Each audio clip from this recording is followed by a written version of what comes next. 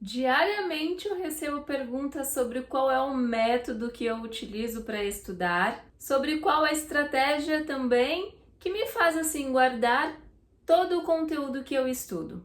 E nos últimos dias, precisamente após a prova de concurso para a PEI, eu tenho recebido muitas mensagens de lindezas me falando sobre supostas dificuldades de aprendizagem que talvez elas possam ter. Justamente porque estudaram e na hora da prova ou na hora que precisam do conteúdo estudado para uma outra situação, dá aquele branco. Bem, nós conversaremos sobre isso, a ideia é que falemos mais sobre essas questões de dificuldades de aprendizagem, mas isso será em uma outra prosa. Conseguir aproveitar os ensinamentos que nós adquirimos nas leituras que nós fazemos é essencial. Isso só é possível quando de fato nós colocamos em prática aquilo que até outrora era teoria. E é justamente sobre isso que eu quero te ajudar. Então, assista esse vídeo até o final. Fazendo uma análise do que eu vivenciei em 2023 e pensando também em barreiras que foram levantadas e foram apresentadas por professoras que estiveram comigo, tanto no clube de estudos quanto no curso Compreensão e Estratégias para a Escrita de Discursiva, eu levantei 8 pontos que são nevrálgicos, sabe? Aqueles doloridos que precisam de uma atenção e de um olhar com cuidado. Por isso, para que você consiga transformar o seu 2024 e se torne um professor ou uma professora com um conhecimento mais robusto, compartilharei 8 conselhos, na tentativa aí de que pelo menos você reflita sobre eles. Mas antes, para quem chegou recentemente ou está chegando, prazer, sou Lila Libório, sou professora de língua portuguesa, mestranda em formação de formadores na PUC e professora efetiva na Secretaria Municipal de Educação de São Paulo, com cargo na educação infantil. E estou aqui, tentando contribuir com professores engajados, comprometidos com o ensino de qualidade e com a educação pública. E para que você se torne esse professor engajado, comprometido e que possa contribuir para uma educação de qualidade, que é o que as nossas crianças, os nossos adolescentes e jovens precisam, então, primeiro conselho, amplie a sua perspectiva de crenças sobre o que você acredita ser uma educação de qualidade. Digo isso porque nós fomos formados e, portanto, temos uma crença já internalizada sobre o modo como nós olhamos e acreditamos na educação e, portanto, como nós a fazemos também, como nós colocamos em prática. E quando eu digo ampliar a sua perspectiva de crença, é você pensar e acreditar e compreender, na verdade, que existem tantas outras perspectivas, que talvez o seu modo de trabalhar e de fazer não seja o único e não seja somente ele o verdadeiro, e que você pode sim dar a mão para outras perspectivas também, de modo que amplie o seu fazer pedagógico.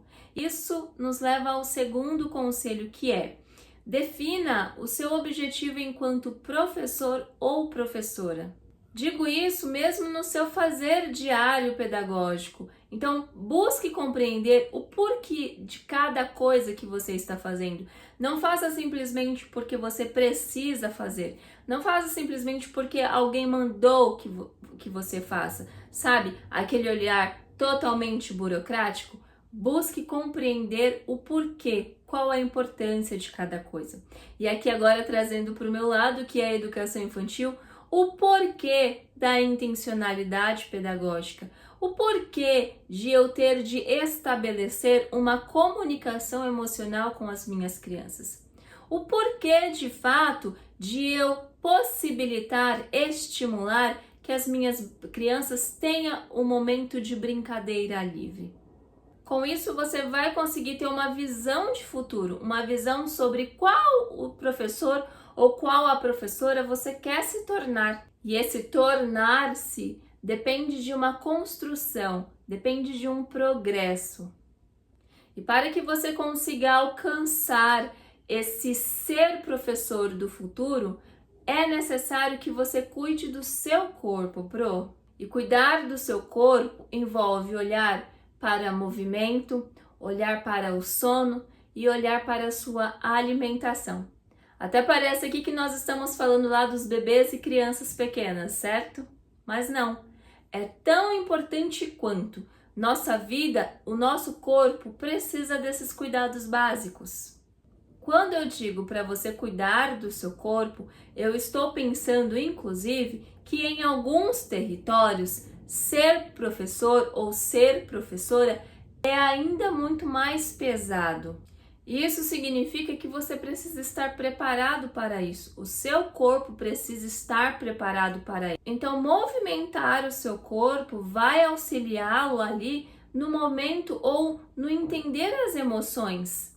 Que, de fato, quando a gente fala em ser professor, a gente sabe que muitas são as emoções. Muitas das vezes ficamos muito combatidos, frustrados, inferiorizados, nos sentindo assim, deixados à margem, não é mesmo?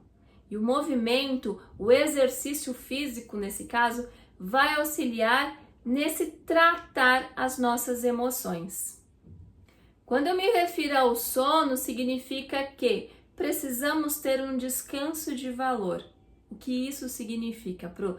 Significa que precisamos ter uma quantidade mínima de horas, se possível, de sono, para que o nosso corpo de fato descanse, para que o nosso cérebro de fato tenha aquele momento para que ele faça aquele movimento da neuroplasticidade, porque é isso importante, principalmente na nossa profissão.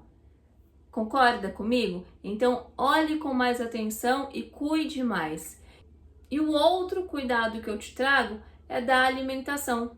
Porque um corpo forte, um corpo descansado, também precisa estar bem alimentado. Até porque, senão ele acaba não se tornando forte. E isso significa olhar para a sua alimentação. E aqui eu não estou falando de dieta, de restrição, nada disso, mas é buscar minimamente ter uma boa alimentação, uma alimentação saudável. Buscar, por exemplo, nos horários de trabalho, nos quais você precisará entrar em uma sala de aula lotada, que você não se sinta estufada, cansada. Por quê? Porque quando a gente está nesse sentido de, nossa, como eu tô cheia, estufada, isso deixa o corpo mais lento, isso traz aquela vontade de dormir, entende? Enfim, um corpo pesado, ele colabora para um desempenho baixo. E já que você tem aquela visão de futuro sobre qual tipo de professor eu quero me tornar, então eu acredito que olhar para estes 3 pontos de cuidado é bastante pertinente. Falamos aqui sobre construção e progresso. Falamos também sobre qual tipo de professor você quer se tornar ou professora você gostaria de se tornar. E para isso, o nosso 4º ponto aqui, o 4º conselho que eu compartilho com você é constância. Porque a constância é a chave, é a alma do negócio, como dizem por aí. Isso significa o quê? Para que você se torne um professor ou uma professora melhor, para que você amplie ali as suas perspectivas de crenças e o fazer pedagógico, é importante constância. E constância, primeiro, naqueles cuidados que nós já vimos aqui, do movimento, da alimentação e do sono, mas também uma constância na busca pela leitura, pelo estudar. Porque lembra que lá no início do vídeo eu falei para você, olha, tem muitas lindezas que sempre me perguntam, Lila, como é que você faz para conseguir ler tantos livros ou para que você consiga guardar tantas informações? E é sobre isso, sobre constância. É fazer um pouquinho todos os dias. Constância não tem nada a ver com perfeição, e sim com progresso. É o que você vai alcançar conforme você vai fazendo todo dia um pouquinho. Eu sempre falo para vocês, um passinho de cada vez. E isso é exatamente constância. E é sempre importante nós lembrarmos sobre essa questão de o porquê de um passinho de cada vez, porque nós estamos tão acostumados a ter resultados tão rápidos que quando a gente percebe que, olha, eu preciso me demorar um pouco mais, me debruçar sobre algo para alcançar um objetivo, a gente acaba deixando de lado, não querendo, sabe? Aí rola aquela preguicinha. Só que quando chega, por exemplo, no dia de um concurso, no momento de responder uma prova, aí a gente acaba relembrando e pensando, poxa, se eu tivesse começado a estudar lá há 2 anos, o quanto eu não teria melhorado, o quanto eu não conseguiria responder agora. É importante nós termos a humildade para reconhecer que nós não conhecemos tudo, nós não sabemos tudo, nós não temos a resposta para tudo.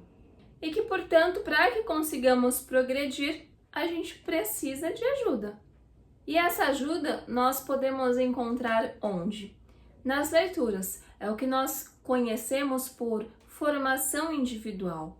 Enquanto professores, dentro das unidades escolares, nós já temos lá nossas formações, seja na reunião pedagógica, seja nos horários de estudo, seja na GEIF, no PEA, não importa. Mas é importante também que nós tenhamos essa formação individual, que é o olhar para dentro de nós, reconhecer o que de fato nós ainda não sabemos, o que de fato nós precisamos melhorar, para então fazer uma curadoria ali. Quais os livros agora que poderão me ajudar nessa dificuldade que eu tenho apresentado, nessa barreira que eu tenho encontrado? E assim a gente vai indo, não com aquele olhar voraz de querer fazer tudo de uma vez só, mas num pouquinho de cada vez, num movimento constante. E para que você consiga fazer isso em 2024, seria muito importante se você abraçasse pelo menos 30 minutos diário de leitura. Veja, Pro, 30 minutos passa assim, num piscar de olhos. Então, comece no pouco, comece num passinho de cada vez e coloque em sua rotina 30 minutos diários de leitura. E você vai perceber que ao final de um mês, ao final de 6 meses, ao final de 1 ano, você terá lido muita coisa e adquirido muito conhecimento. E já que eu estou falando sobre rotina, o 5º conselho que eu compartilho com você é: tenha uma rotina. Construa uma rotina para você. E normalmente a gente tem aquele olhar de pensar para a rotina e falar, poxa, eu não quero rotina porque eu vou ficar presa em uma rotina, eu vou me amarrar em uma rotina. Calma lá. O que você não percebeu é que todos nós vivemos em uma rotina. A diferença é que nós não olhamos para essa rotina, nós não nos preocupamos em organizar essa rotina da melhor maneira possível, de modo que ela nos ajude, nos auxilie a alcançar bons resultados, percebe? Mas o que você é hoje é resultado da rotina que você teve em 2023.